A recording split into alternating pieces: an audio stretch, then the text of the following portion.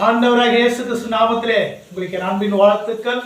இந்த நாளுக்கான இன்றைய மன்னா சங்கீத புத்தகம் 95ஆம் சங்கீதம் 6வது வசனம். நம்மை உண்டாக்கின கர்த்தருக்கு முன்பாக நாம் பணிந்து குனிந்து முழங்கார் படியிட கடவோம் வாருங்கள். பாருங்க அன்பான கர்த்தருடைய பிள்ளைகளே, நம்மை உண்டாக்கின கர்த்தருக்கு முன்பாக பாருங்க, அவர்தான் நம்மை உண்டாக்கினார், அவர்தான் நம்மை சிருஷ்டித்தார்.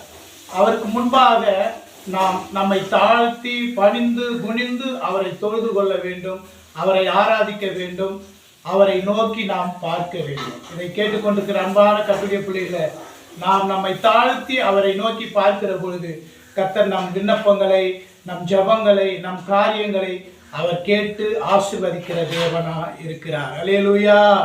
முழங்காலில் நின்று ஜெபிக்க ஆசை, முழு உள்ளத்தோடு ஆராதிக்க ஆசை, முற்றிலுமா ஒப்பு கொடுக்க ஆசை.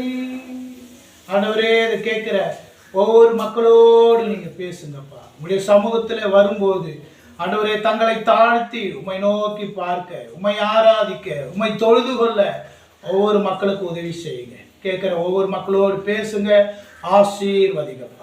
இயேசு கிறிஸ்து மூலம் பிதாவே, ஆமென். கர்த்தர் தாமே நம் ஒவ்வொருவரையும் ஆசீர்வதிப்பாராக. ஆமென்.